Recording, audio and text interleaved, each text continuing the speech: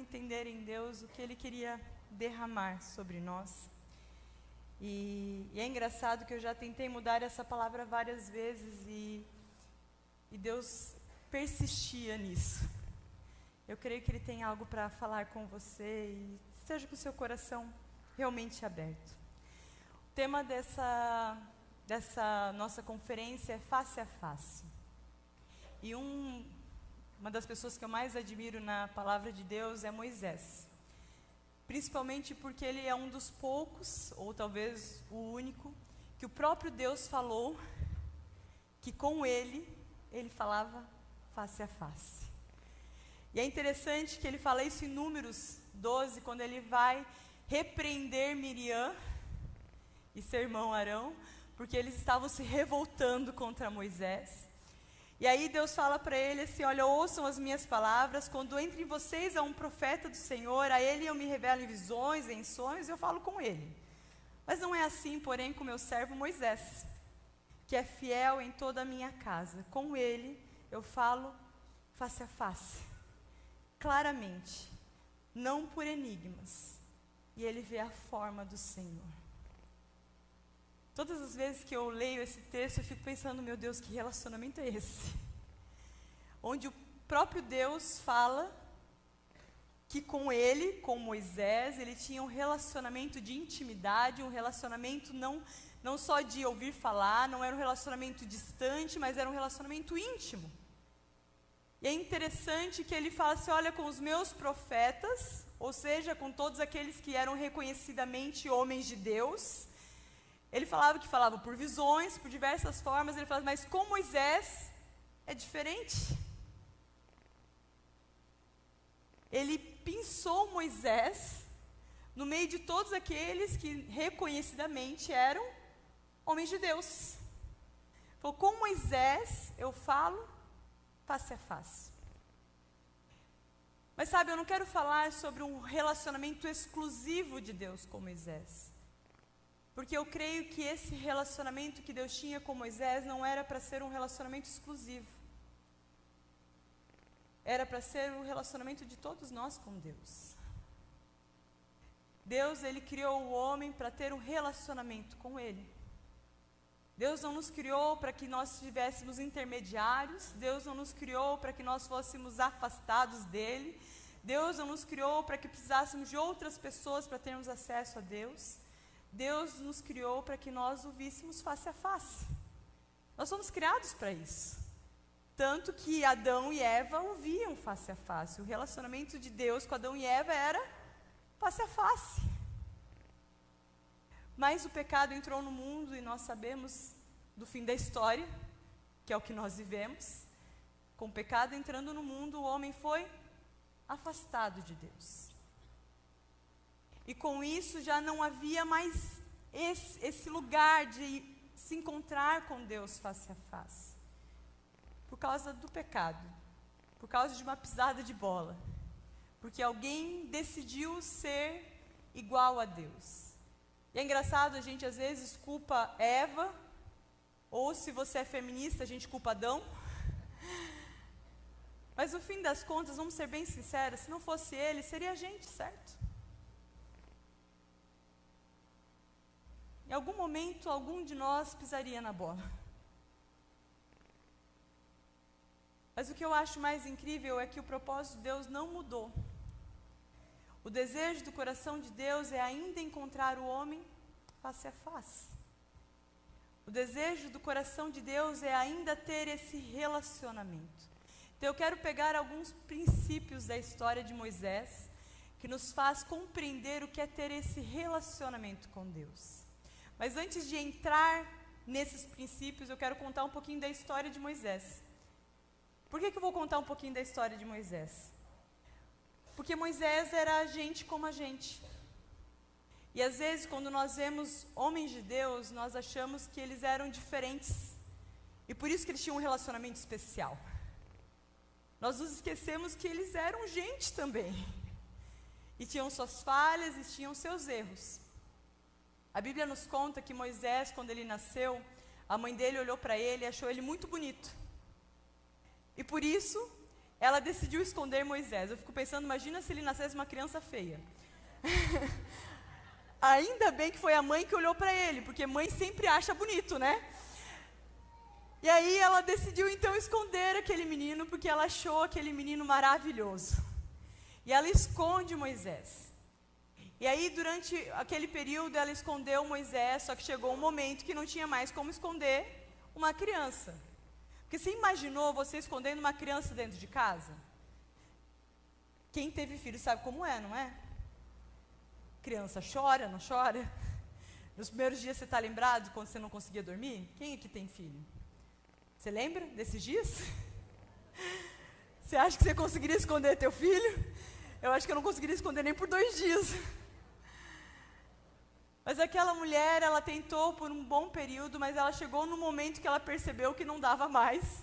Ela falou, bom, eu acho que os vizinhos já estão reparando, né? Não tem mais como esconder, não tem mais como deixar essa criança quieta. E ela tem uma brilhante ideia. E eu fico pensando que aquela mulher, ou ela é louca, ou ela tem muita fé. Que ela pega lá um cesto, ela enche de betume e coloca a criança lá dentro. E eu acho que ela coloca a criança lá dentro orando e torcendo, e fala assim, Deus, pelo amor de Deus, faz alguma coisa por essa criança. Sabe quando a gente tem aquelas ações desesperadas? Foi o que aquela mulher fez. Ela teve uma ação desesperada, foi: eu preciso fazer alguma coisa por essa criança. Colocou Moisés no cesto, e aí a filha do faraó encontra Moisés. E aí a irmã de Moisés, se fazendo de louca, se apresenta à filha de faraó e fala assim, olha, você não quer que eu encontre alguém para amamentar essa criança? E aí a filha de faraó fala, sim, claro, porque ela não era a mãe da criança. E aí Moisés volta para os braços da sua mãe e é criado por um período dentro daquele contexto familiar. Mas ele volta para a filha de faraó.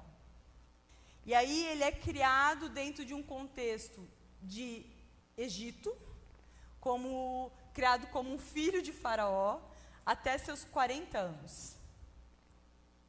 E aí é interessante que a Bíblia fala que ele se lembrou dos seus irmãos. E aí ele vai se encontrar com eles, ele começa a ver o que estava acontecendo. E dá-se a impressão que ele sabia do chamado dele. Porque o nosso chamado parece que é um negócio que berra dentro de nós, né? E aí ele decide fazer algo na força dele. Ele tem uma brilhante ideia. Vou salvar os meus irmãos. O que ele faz? Mata o egípcio. No impulso do momento, ele matou o egípcio. Mas é interessante que ele é muito inocente porque ele não se deu conta, até que no dia seguinte, quando ele volta, os hebreus falam para ele, quem é você para se achar juiz? E aí, quando ele percebe a caca que ele tinha feito, ele foge. E aí ele vai para um lugar onde os egípcios não gostam, que é para o lugar de pastagem. Vai cuidar de ovelhas, vai para Midian, vai para as terras onde não é desejado pelos egípcios. E a gente vai ver isso mais para frente na história. E aí ele fica ali naquele deserto por um bom período, ele fica mais 40 anos lá. E aí ele se casa, ele começa a viver a vida dele, e eu fico pensando que com 80 anos ele já deveria ter desistido do chamado dele, vocês não acham? 80 anos ele tinha. Já estava bem distante daquilo que ele achava que seria da vida dele. Quando eu olho para a vida de Moisés, eu fico pensando que é muito parecido com a vida de muitos de nós, não é? Muitos de nós temos escolhas parecidas com Moisés. Na impulsividade da nossa vida, a gente começa e toma decisões porque a gente acha que é o melhor, que é a melhor decisão, que é o certo a se fazer. E quando a gente viu a caca que a gente se meteu, já se meteu.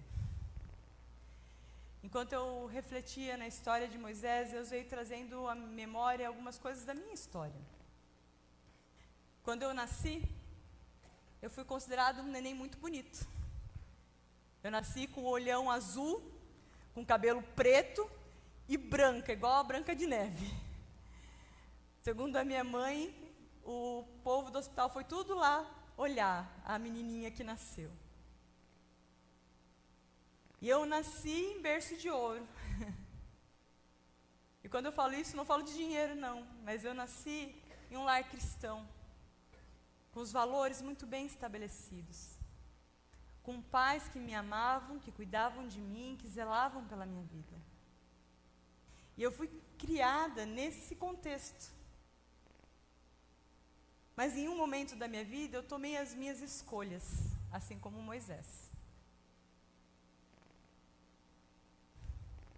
E o problema é que muitas vezes a gente escolhe errado, não é?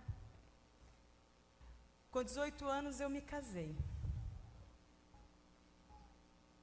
E quando eu me casei, eu pensei, bom, é a minha decisão mais correta, né? Na época, o meu esposo, ele era obreiro na igreja.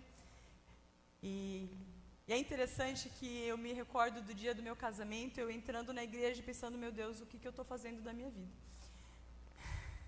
Mas eu já estava entrando na igreja, né? Eu não podia voltar atrás. E aí a gente casou, e não deu, acho que nem 3 meses, ele parou de trabalhar na igreja, e ele começou a trabalhar fora da igreja, e aí ele começou a se envolver com um monte de coisas, enfim, com o mundo, e foi se envolvendo, e aí ele perdeu o emprego, e aí a gente foi para São Paulo, e aquilo começou a virar uma bola de neve. E nesse processo todo, eu comecei a tomar uma escolha errada em cima da outra escolha errada. Porque aí eu achei que eu poderia dar conta das coisas, eu achei que eu poderia resolver a minha decisão errada. E eu poderia sustentar o meu casamento nas minhas forças. Quem já tentou fazer isso? Eu achei que poderia fazer acontecer, e aí eu decidi, então, vou dedicar mais para o meu casamento e eu vou fazer acontecer. Pior decisão que eu fiz na minha vida. Eu não fiz acontecer.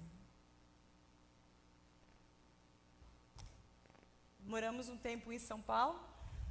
Foram 3 anos de casados que a gente ainda era casado. Aí ele passa na polícia e ele vai trabalhar em São Paulo capital, e eu morava no interior de São Paulo. E a partir daquele momento ele começa a ir toda semana para São Paulo capital, e eu via ele a cada 15 dias. Ele chegava meia-noite e ia embora às 6 horas da manhã. Isso foi 1 ano direto isso, e aí eu engravidei do meu primeiro filho. No momento que eu falei assim, não, eu não aguento mais, eu vou desistir, eu vou me divorciar, e aí eu descubro que eu estou grávida. Quem passou por isso? E eu me lembro que quando eu falei que eu não aguentava mais, que eu ia me divorciar, ele jogou todo o peso sobre mim, que eu estava louca, que, né? Eu estava pedindo socorro. E aí eu descobri que eu estava grávida, eu falei assim, bom, agora tem uma criança na equação, não tem como eu me divorciar. E aí eu falei, vamos tentar mais um pouco. E aí eu perco meu primeiro filho. Eu perdi por aborto espontâneo, eu estava com 12 semanas. E foi uma situação traumática, até contei um pouquinho esse final de semana passado. E eu me lembro que no dia que eu perdi, eu estava na faculdade, eu fazia arquitetura na época. E eu fui para o hospital. Eu cheguei lá, o médico ficou com aquele silêncio fúnebre. Quem já experimentou isso? Médico em silêncio não é bom, tá? E aí ele olhou para mim, aquele silêncio, e falou assim, bom, tem alguma coisa errada. E aí ele vai, ele volta, ele falou assim, olha, seu bebê parou de se mexer. Nós vamos ter que tirar. E como já era um bebê grande, eu precisei passar pelo processo de curetagem. E aí eu falei, tá bom, né? Se é isso, é isso. E aí eu já fiquei internada, daí tive que tomar anestesia geral e todo aquele processo, né? Para quem já passou por isso, você sabe como é. E aquela noite foi uma noite de muita dor para mim, não só por causa do processo do meu filho, mas por causa de toda a dor do relacionamento. E eu passei sozinha no hospital aquela noite. Como eu contei domingo, eu passei não sozinha, eu passei com uma menina do lado que tinha acabado de ter um neném. O que foi mais terrível ainda. E foi uma noite chorando e falando, Deus, por quê? E aí eu volto para minha casa, Deus, Ele é tão providencial em algumas coisas. Naquele tempo, meus pais estavam numa conferência ali perto, eles puderam ficar alguns dias comigo. E cuidaram de mim, porque meu ex-marido estava em São Paulo. E eu falei assim, mas eu ainda preciso tentar fazer esse casamento acontecer. E foi mais um tempo tentando fazer o casamento acontecer. Deu um ano depois, eu engravidei novamente do Gabriel, que vocês conhecem. E quando eu fiquei grávida, uma das coisas que a gente decidiu, porque eu sabia que meu marido não está junto, que eu teria que ir em Joinville, meu filho. Vim para Joinville ter o Gabriel. Com os meus pais. Gabriel nasceu, um menino lindo. Tive complicação no parto, porque não dá para ser normal, né? E no final eu tive tanto cesárea quanto um parto normal. Então, se você quiser saber sobre os dois partos, eu posso te falar sobre os dois, tá? Ele nasceu de parto normal, mas eu tive uma hemorragia muito séria. E tanto que eu só vi o meu filho poucos segundos, eles já tiraram para tomar banho. E aí eu estava lá, sentada, linda e bela, e o médico já estava suturando, quando daqui a pouco eu vejo o médico com uma cara desesperada e berrando loucamente. Daqui a pouco tinha 15 pessoas do meu lado, eu falei assim, bom, deu ruim, né? E aí eu fiquei mais 3 horas na mesa de parto, porque ele estava tentando estancar o sangue, e eles tiveram então que abrir a cesárea. Enfim, Biel nasceu. Segundo o médico, eu não poderia mais ter filhos, ou se eu tivesse, eu nunca poderia ter parto normal, por conta dessa situação. Mas enfim, eu não estava nem pensando nisso, até porque o meu casamento estava destruído. E meu filho tinha acabado de nascer, então tanto faz. E aí eu volto e vou para a casa dos meus pais, e a ideia era morar 1 mês com os meus pais. Mas aquele 1 mês foi se prolongando.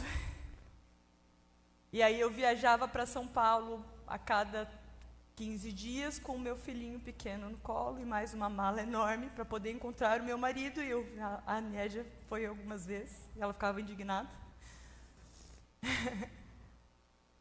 Para tentar fazer o meu casamento acontecer, porque eu achava que eu podia fazer dar certo.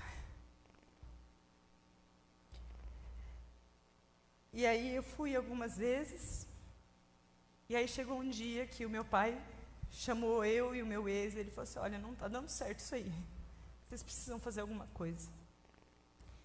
E aí meu ex fez um discurso muito lindo, falou assim, não, a gente vai fazer acontecer, ela vai para lá, a gente vai comprar uma casa, a gente vai arrumar, a gente vai morar juntos e tudo mais. Eu falei assim, que legal, que lindo, maravilhoso, vamos embora, é isso aí. Eu fui morar na minha sogra. Passou 1 ano. Eu via ele a cada 15 dias. Chegava meia-noite. Ia embora às 6 horas da manhã. O Gabriel praticamente não conhecia o pai. Até porque ele nem via o pai. E eu me lembro no dia...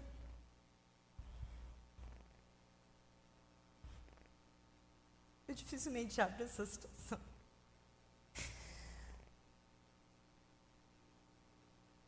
Eu acho que um dos maiores problemas é que eu sou muito fechada para expor o que eu sinto. E foi um problema nessa vez. E foi 1 ano que eu sofri quieta.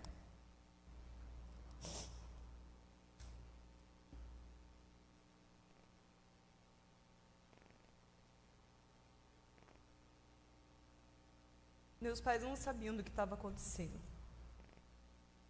E daí teve um dia que eu estava conversando com a Amanda, que foi quando eu não aguentava mais. Amanda Mansky, entrevistadora, que está chorando um monte ali. E eu estava conversando com ela por Skype, e eu falei sobre como estava. E aí, é óbvio, chorei um monte. E aí logo depois a minha mãe ligou. Eu tentei limpar o rosto, né, como uma boa pessoa que queria esconder. Mas mãe é mãe, né? A hora que ela me olhou no Skype, ela falou assim: Esther, o que está acontecendo? E aí eu desabei a chorar e falei para ela. Naquele dia ela falou assim: olha, Esther, não dá mais. Nós estamos indo aí te buscar. E a partir dali foi uma reviravolta na minha vida. A partir daquele instante, as coisas começaram a transicionar na minha vida. Por que eu falo a partir daquele instante? Porque até ali eu estava tentando fazer tudo na minha força. Eu estava tentando fazer do meu jeito. Eu achava que eu conseguiria resolver os meus problemas, eu achava que eu conseguiria resolver na minha força. E como vocês viram, estava dando tudo errado. Não estava funcionando. E a partir dali, eu acho que foi a primeira vez que eu me rendi. E eu me lembro que quando eu voltei com eles, quando eu desliguei o Skype, no dia seguinte, meus pais pegaram a estrada e foram me buscar. E aí a mudança foi depois. Eles chegaram lá, me pegaram, eu voltei, eles tinham um retiro de planejamento. E eu caí de paraquedas no retiro, no final o planejamento foi planejar minha vida, né? Mas tudo bem. Mas foram dias onde eu redescobri Deus. Porque eu acho que eu estava tão perdida em mim mesma, que eu me esqueci de quem Deus era. E aqueles dias foram dias de decidir me reencontrar com a face de Deus.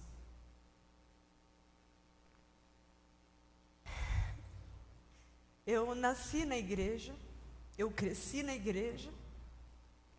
Como eu falei, eu nasci em berço de ouro. Eu tive o privilégio de ser educada por pais excelentes que me amavam, que cuidavam de mim, que me conduziram por toda a minha vida. Mas as minhas escolhas me levaram para o lugar que eu me meti. E o problema é que as minhas escolhas também me levaram para longe de Deus. E eu precisei decidir me reaproximar dele. E é interessante que aquele retiro de planejamento foram dias de decidir que eu não queria mais nada que não houvesse Deus no meio. E foi uma virada de chave. Quando eu olho para a vida de Moisés, eu vejo a mesma coisa. Ele passou por processos de dor, por processos de transição, de transformação, até ele se encontrar com uma sarça ardente no meio do deserto, onde ele precisou escolher por algo na vida dele. Ele tinha 80 anos. Para muitos de nós, talvez a gente olhasse: meu Deus, que vida que ele tinha após isso. Na verdade, a vida dele começou depois disso, com 80 anos. Porque ele decidiu ter um encontro com Deus. E decidiu que era mais importante viver Deus do que continuar vivendo aquilo que ele vivia antes. E com isso, ele decidiu se entregar completamente a esse Deus. O que eu quero dizer com isso?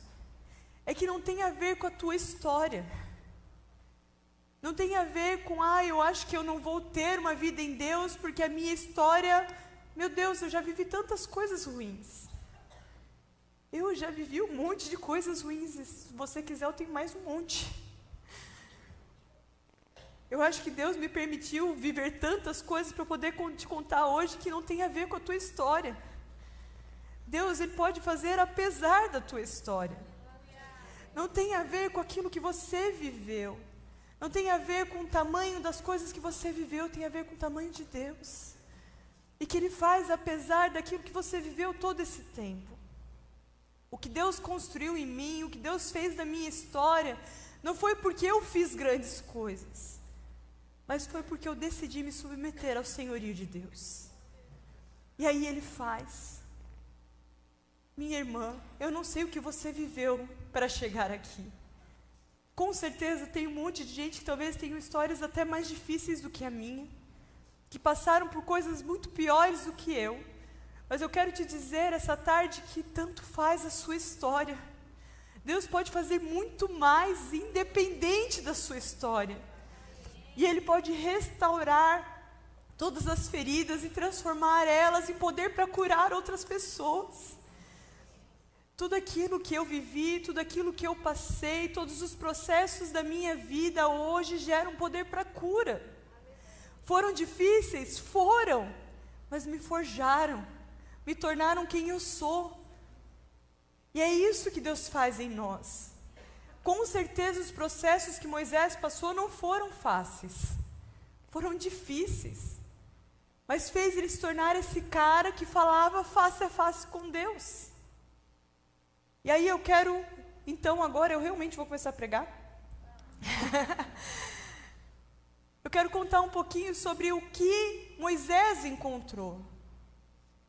O que na história de Moisés, Deus marcou ele para que ele tivesse esse lugar de ser realmente encontrado alguém que vê Deus face a face. E a primeira coisa que eu vejo na história de Moisés, que ele descobriu, é que na presença de Deus, a nossa humanidade vai junto, mas a nossa mundanidade tem que ficar lá fora. Em Êxodo 3:5, quando ele vê a sarça ardente, a primeira coisa que Deus fala para ele é: não se aproxime, tire as sandálias do seu pé, porque esse lugar é santo. Deus não falou para ele não vir, Ele falou para ele tirar aquilo que era mundano. A humanidade de Moisés podia estar na presença de Deus, porque Deus sabe que nós somos humanos. Mas aquilo que era mundano, aquilo que era produzido pelo homem, tinha que ficar lá fora. E sabe, isso são coisas que eu tenho descobrido em Deus. Eu tenho descobrido que eu posso ir na presença de Deus sendo humana. Eu não preciso fingir ser algo que eu não sou. Eu não preciso estar linda, maravilhosa para mostrar algo para os outros para estar na presença de Deus. Eu tenho que ser eu na presença de Deus. A minha humanidade vem para a presença de Deus. O que não vem é aquilo que nós produzimos humanamente. É a nossa carnalidade, a nossa mundanidade. Essas coisas não podem entrar na presença de Deus. E muitas vezes nós estamos tentando entrar na presença de Deus com essas coisas. Muitas vezes nós estamos entrando na presença de Deus, voltando aqui, com a nossa carnalidade. Nós estamos nos apresentando a Deus sem ser realmente quem nós somos. Nós estamos nos escondendo, achando que Deus não nos conhece. Mas deixa eu te contar uma coisa, Ele é aquele que mais te conhece. Ele conhece a profundeza da sua alma. Ele conhece tudo que você passou e tudo aquilo que você ainda vai passar. Então a sua humanidade, ela vem para a presença de Deus. Mas aquilo que é carnal, aquilo que é mundano, precisa ficar lá fora. Aquilo que não tem a ver com quem Ele te criou para ser, precisa ser limpo, precisa ser retirado, para que você encontre Ele face a face. Todas as máscaras que nós criamos no meio da caminhada precisam ficar no caminho, para que a gente possa usufruir deste lugar de face a face com Deus. Outra coisa que eu vejo que Moisés aprendeu, que ele só podia alguma coisa por causa de Deus. Não tinha a ver com quem ele era, mas tinha a ver com quem Deus é. Em Êxodo 4, 10 a 12, Moisés fala para o Senhor, nunca tive facilidade para falar, nem no passado, nem agora, que falaste ao teu servo, não consigo falar bem. Disse-lhe o Senhor, quem deu boca ao homem? Quem fez o surdo ou o mudo? Quem lhe concede vista ou o torna cego? Não sou eu, o Senhor? Agora, pois, vá, eu estarei com você, ensinando-lhe o que dizer. O que ele está mostrando aqui? Meu filho, não tem a ver com você. Tanto faz o que você sabe fazer. Importa o que eu sei fazer através de você. Eu me lembro que quando eu voltei para a igreja, eu estava destruída. Lembra? Eu voltei quebrada. Não queria ver homem nem pintado de ouro na minha frente. Eu estava quebrada. E eu me lembro que eu comecei a participar de um GP e eu fui para o GP extremamente receosa. Lembra que eu tenho dificuldade de abrir meu coração? Então, tudo isso foi para o GP. E eu comecei a participar daquele GP e foi muito legal, foi um ambiente gostoso, aqueles negócios todos. E aí o GP cresceu e precisava multiplicar. E aí a apacentadora decidiu marcar um tempo comigo. Deixa eu te contar um negócio, quando o apacentador marca um tempo contigo, tem algo no meio do caminho. E aí ela aceitou comigo e ela falou assim, olha Esther, assim, eu estava pensando em você assumir o GP. Mas assim, eu queria que você orasse, conversasse com Deus sobre isso e tal, e depois me desse uma resposta. E eu lembro que naquele dia eu fui para Deus, mas eu fui para Deus falando, não vou. E aí eu conversando com Deus, eu falei, Deus, eu estou quebrada. Como eu vou ajudar outras pessoas? Como alguém destruída vai conseguir consertar outros? E naquele dia, o Espírito Santo, de uma forma tão linda e graciosa, ele falou, minha filha, enquanto você ajuda os outros, eu te conserto. Enquanto você serve, eu te curo. E, gente, essa foi uma das experiências mais incríveis que eu já vivi. Eu comecei a apacentar destruída, com o coração em frangalhos. Mas enquanto eu cuidava dos outros, Deus cuidava de mim.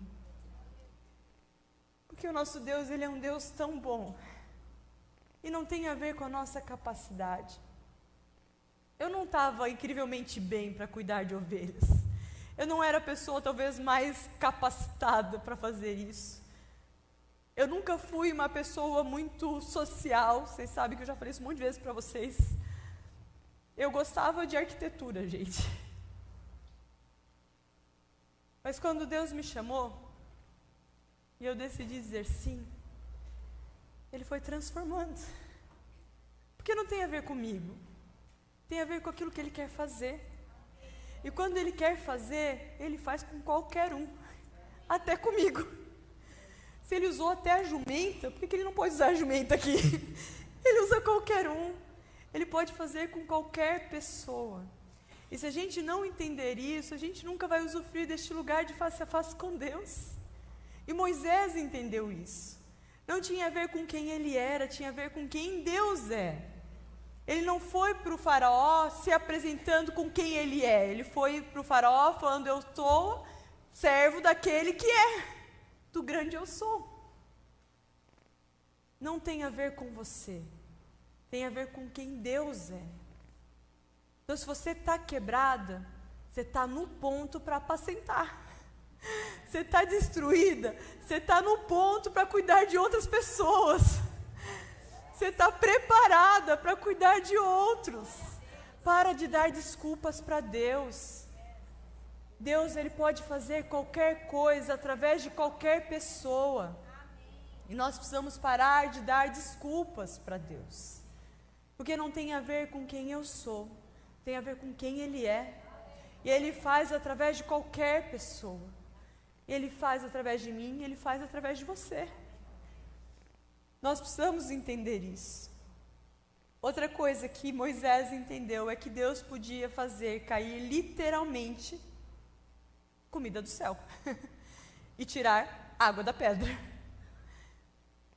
Moisés teve experiências incríveis e ele descobriu que quando ele se colocava na dependência de Deus, ele podia usufruir de coisas incríveis, sobrenaturais. Você já viu comida cair do céu? Eu já vi. Contar um pouquinho dos meus processos. Lembra que eu falei que meu marido chegava meia-noite e ia embora às 6? Naquele tempo eu morava sozinha, né? E aí todo o meu salário ia para a conta dele, porque ele administrava, e eu ficava sem dinheiro. Foi um tempo de muito jejum, oração, aquelas coisas assim. Mas sabe, uma das coisas que eu experimentei durante aquele período foi de irmãos vindo do nada com uma cesta de compras na minha casa. Comida caindo do céu. Eu me lembro do tempo meu no processo de divórcio. Eu estava trabalhando numa empresa, eu ganhava R$900 na época, com arquitetura. E aí eu estava pagando o divórcio. E eu pagava uma parcela de R$500. Vamos fazendo as contas. Eu estava com uma criança de 3 meses. Quem lembra quanto que é uma fralda? É bem caro, né?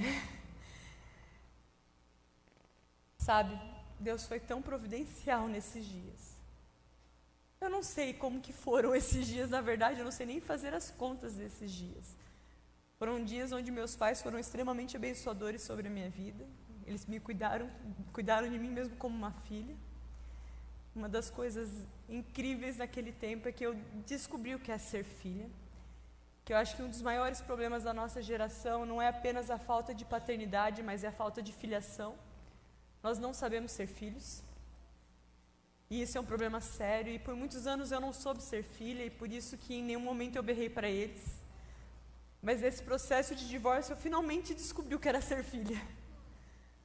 E eu me lembro que quando meu pai sentou comigo, ele falou assim: olha filha, você está voltando para Joinville, você está voltando solteira, então você volta para minha casa.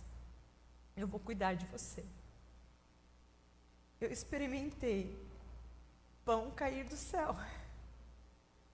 O cuidado de Deus. Uma das decisões que eu tomei no meu processo de divórcio é que eu não ficaria com nada. Nós tínhamos uma casa, um carro e um monte de coisa. Ele ficou com tudo e eu fiquei com as dívidas. Muitas dívidas. Então, além dos R$500 que eu pagava, eu ainda tinha um monte de dívidas que eu teria que pagar. Como eu paguei? Só Deus sabe. Mas eu paguei todas elas. Pão caindo do céu. Porque quando nós nos colocamos no cuidado de Deus, quando nós nos submetemos a Ele, Deus faz chover pão do céu. Eu não sei explicar. E se eu fizer as contas, não tem como explicar. Porque não cabe nas contas matemáticas. Mas Deus, Ele é o melhor provedor. Nós cantamos ontem, Ele é o Jeová Jiré. Ele é o Deus provedor, Ele é o Deus da provisão, que cuida de nós nos detalhes. Eu vi Deus provendo nos detalhes, porque Deus faz sim chover pão do céu. E Ele sim tira a água da rocha, da onde a gente nem imagina. Ele faz sair. Deus cuida de cada detalhe.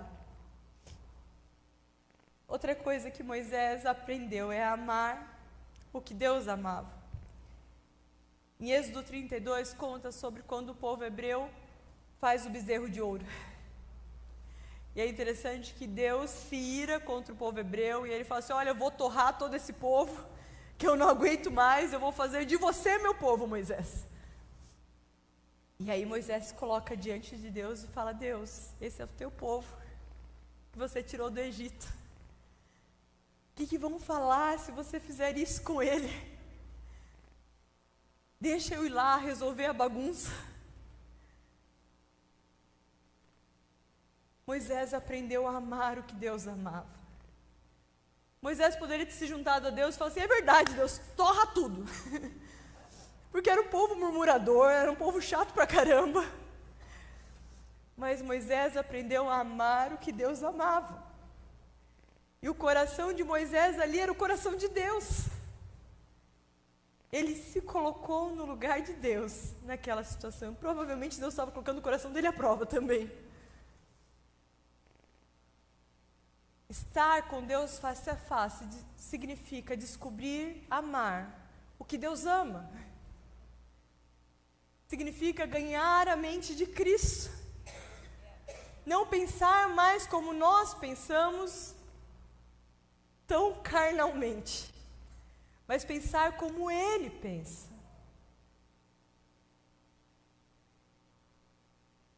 E eu descobri isso em mim quando eu me via amando as pessoas.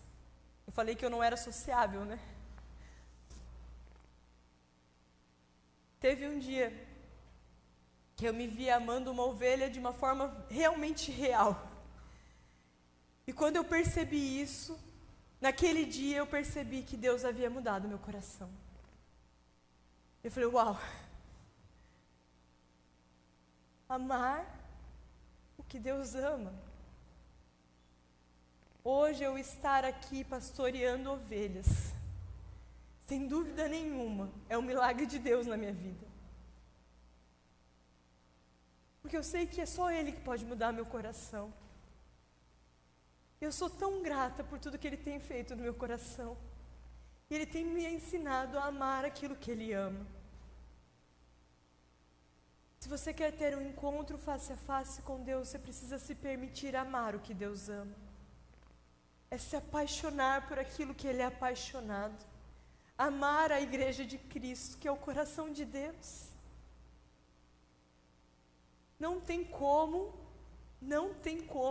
ver Deus face a face e não amar aquilo que Ele ama. Não tem como. Quando nós o encontramos face a face, nós somos transformados por quem Ele é. Eu falei que eu nasci na igreja. E a última coisa que eu queria ser na vida era pastora. Não queria esse lugar. Porque, não sei, não queria. Eu queria ser arquiteto, eu gostava disso. Eu sou muito mais de humanas, eu gostava de arquitetura porque eu não precisava ficar lidando com as pessoas. Eu lidava com o cliente só na hora do projeto e pronto. E depois eu não precisava mais. Mas quando Deus faz isso aqui com a gente, Ele pinça a gente, Ele começa a transformar o nosso coração. E naqueles dias que eu voltei após o meu divórcio, após a minha separação, aqueles dias que eu estava em retiro de planejamento, Deus foi transformando o meu coração. Foram dias onde eu tive um encontro real com Deus, de descobrir quem Ele era de verdade. E aí Ele foi transformando quem eu sou em quem Ele é. Porque nós somos criados para ser imagem e semelhança de Deus. Nós somos criados para ser parecidos com Ele. E Ele vai te transformar em alguém que ama aquilo que Ele ama. Então, se você não está pronto para isso, minha irmã, algo precisa mudar em você. Ele quer te fazer amar aquilo que Ele ama. Outra coisa que Moisés aprendeu, que aquilo que ele tinha não era exclusividade dele. Em Números 11, 29, tem uma situação onde eles começam a profetizar ali entre os líderes, e de repente no meio da aldeia lá, começa a profetizar também. E aí chegam para Moisés e falam assim, olha, eles estão profetizando lá também, eles não podem. E aí Moisés fala a seguinte frase, você está com ciúmes por mim? Quem dera todo o povo do Senhor fosse profeta, e que o Senhor pusesse o seu espírito sobre eles. O que Moisés está falando aqui? Ele fala assim, olha, o que eu tenho não é meu, o que eu tenho é dele, não é exclusividade minha, é para todos. O que Deus te deu não é teu, o que Deus te deu é dele, não é exclusividade sua, não é para você, é para Ele, é para a glória dEle, é para usar para Ele. Os dons, os talentos que Ele te deu, não são seus, são dEle. E precisam voltar para Ele, precisam glorificar a Ele, precisam render glória a quem Ele é. Se não está, tem alguma coisa muito errada no teu processo. Tudo aquilo que Ele nos dá para a glória dEle. Eu falei sobre arquitetura, eu não trabalho mais na área, mas eu me formei nisso. E quem fez o projeto daqui fui eu, porque aquilo que Deus me deu não é meu, é para Ele. Tudo que Deus nos dá é para Ele. Eu não sei o que Deus tem te dado. E às vezes a gente olha para as nossas coisas e fala assim, mas eu não tenho nada. Minha irmã, você tem muita coisa para entregar. Tudo o que Deus te dá não é exclusividade sua. É para derramar aos pés do nosso Senhor. É para a glória dEle. Deus não te dá porque você é incrível, Deus te dá porque Ele é incrível. E aí Ele derrama sobre todos nós a sua graça, porque Ele é muito bom, porque a sua misericórdia dura para sempre. E por isso que Ele derrama sobre todos nós o seu amor, para que nós usemos para a glória dEle. E a última coisa que Moisés entendeu é que a presença de Deus era o bem mais precioso. Porque é possível entrar na terra prometida sem Deus. Moisés descobriu que ele não queria entrar na terra prometida sem Deus. Quando Deus falou que enviaria um anjo à frente de Moisés, levando o povo, lá em Êxodo 33, Moisés fala o seguinte: se você não for, não nos envie. Se você não for conosco, não nos faça ir. Moisés entendeu que mais importante do que chegar na terra prometida era estar na presença de Deus. Nosso problema é que muitas vezes para nós o mais importante é a terra prometida. E muitas vezes nós negociamos o nosso relacionamento com Deus por causa da terra prometida. Você tem como chegar na terra prometida sem Deus? O problema é que a terra prometida sem Deus não é a terra prometida. Ela só é quando Deus está lá. Continuando a minha história, vocês sabem, muitas de vocês sabem pelo menos, eu não queria saber nem de homem pintado de ouro, certo? Vocês lembram dessa parte, né? Não queria. Naquele retiro de planejamento, enquanto eles planejavam a minha vida, a minha mãe pediu para eu fazer uma lista de tudo aquilo que eu queria no homem dos meus sonhos. E aí eu fui extremamente exigente na minha lista, porque, enfim, eu não queria homem, né? Então eu fui bem insuportável, eu falei assim, então, né, já que não é para ter, vamos ser bem chata. E aí eu fui, fiz lá a lista e tal, e deixei guardadinha a minha lista. E a vida que segue, né, processo de divórcio, toda aquela coisa arada toda. E aí eu começo a me envolver com jovens. Na época eu retomei minha caminhada com jovens, e eu fui a pessoa que voltou e eu me envolvi em tudo. Porque se é para ser solteira, você tem que ser solteira de verdade. Tem solteiras aqui? Gente, se você é solteira, seja solteira de verdade, não seja meia boca, pelo amor de Deus. Eu era solteira pra valer, eu ia em todos os rolês, eu participava de tudo que tinha. Eu era extremamente solteira. E fazia acontecer, fazia bagunça e tudo mais. E eu era a pessoa que orquestrava os rolês com a galera. Enfim, daí num dessas bagunças todas, eu fui me aproximando do Robson. E a gente começou a conversar. Na verdade, ele se aproximou de mim, ele mandou mensagem, acho que foi até pelo Orkut na época. E a gente começou a conversar e tal, porque a gente tinha estudado há muito tempo atrás, na mesma escola e tal. Aquelas desculpinhas, né, para se aproximar.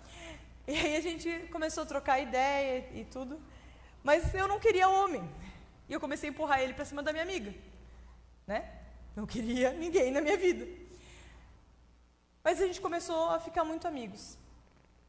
E de repente eu percebi que eu estava me apaixonando por ele. Eu falei assim, tem alguma coisa aí nessa história. E aí eu fui olhar a minha lista. E por incrível que pareça, o Robson conseguiu preencher a minha lista. Eu falei assim, Deus, tem alguma coisa nessa história. Mas lembra, eu tinha um filho. Eu falei assim, meu Deus, como que vai ser isso? Quando eu conheci o Robson não tinha namorado com ninguém ainda. Eu já tinha um filho, tinha tido um casamento de 7 anos, estava no processo, tinha divorciado, tinha acabado de me divorciar, aquela história toda. Eu falei assim, meu Deus, como que vai ser para um menino que nunca tinha namorado? De repente, vim com uma família pronta. E aí a gente sentou para conversar, primeira vez que ele criou coragem para vir conversar sério. E aí eu sentei com ele bem sério, eu falei assim, olha, nem começa a conversa se você não tiver convicção do que você quer conversar. Assim, para estar comigo, você não pode decidir apenas me amar. Você tem que decidir amar também meu filho. E eu sei que isso talvez seja pedir demais. Ele aí olhou bem sério para mim e ele falou assim, olha, Esther, antes de vir conversar com você, eu decidi não só te amar, mas eu decidi amar o Gabriel como meu filho. E eu falei, meu Deus. E aquele dia ele não me pediu em namoro, ele me pediu para casar.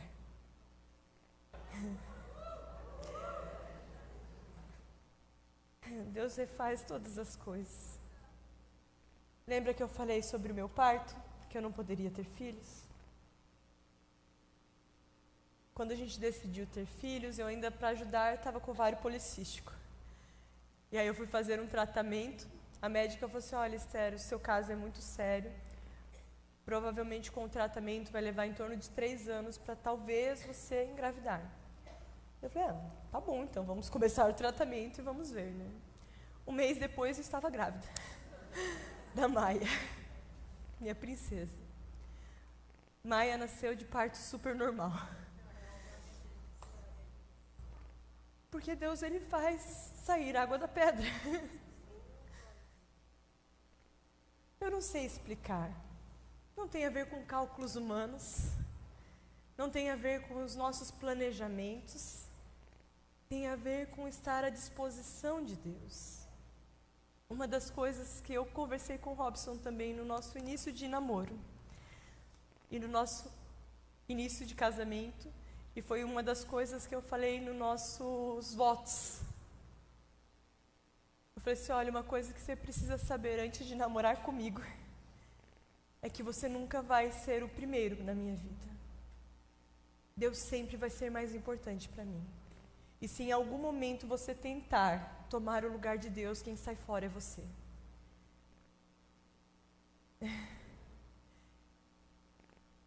E é interessante que ele falou assim, Esther, para mim vale a mesma coisa. Nosso relacionamento não dá certo porque a gente é incrível. Dá certo porque um cordão de 3 dobras não se quebra facilmente. Porque nós decidimos colocar Deus no centro.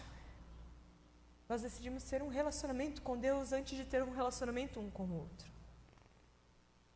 Eu quero te contar uma coisa essa tarde, se você ainda não descobriu. A sua vida só vai dar certo quando Deus estiver em primeiro lugar. Não tem como você viver qualquer coisa se Deus não for o centro, não for o foco da sua história. Ele precisa ser o principal. Tudo isso só é possível quando a gente deixa as nossas máscaras de lado e nós o contemplamos. Que é quando Ele nos transforma. 2 Coríntios 3,18 fala que todos nós, com a face descoberta, contemplamos a glória do Senhor, segundo a sua imagem, e somos transformados em glória cada vez maior.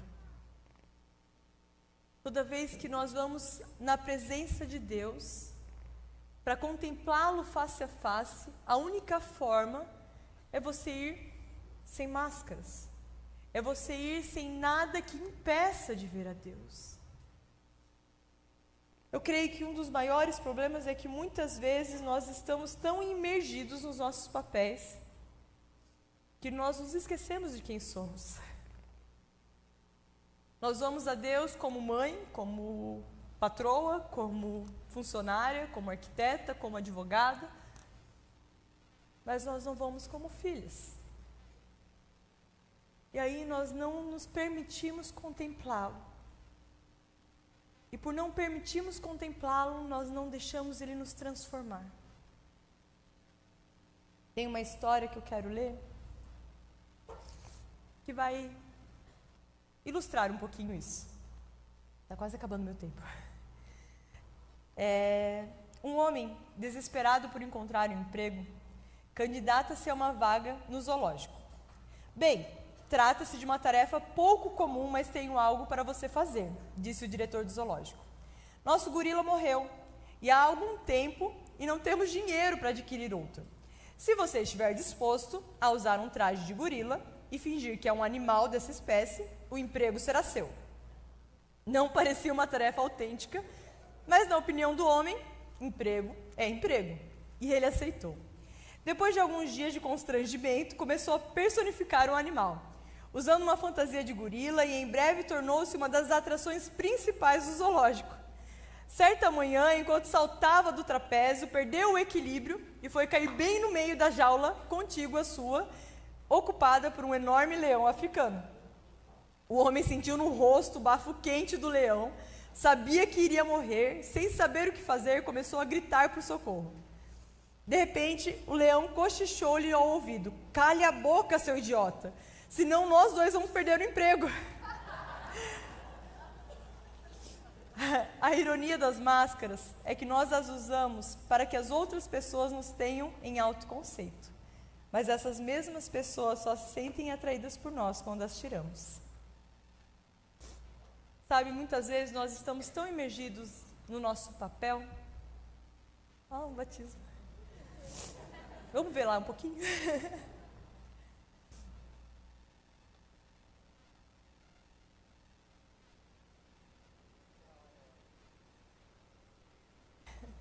Glória a Deus.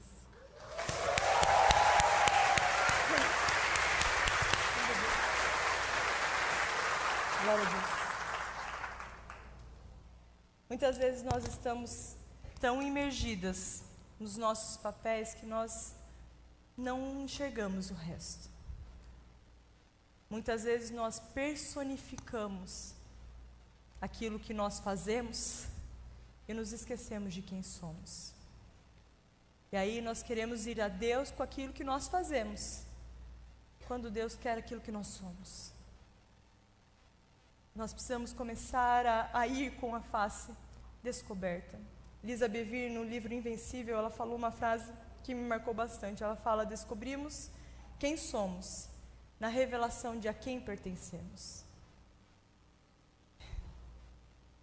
Enquanto você não se destituir das suas máscaras e se permitir ser transformada por quem Deus é, você vai continuar com crise de identidade.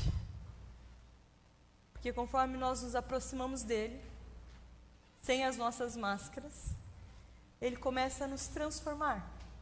E aí nós começamos a realmente descobrir quem ele é.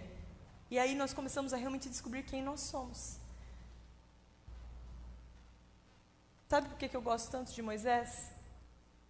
Porque quando Moisés descobriu o grande eu sou, ele descobriu quem ele era.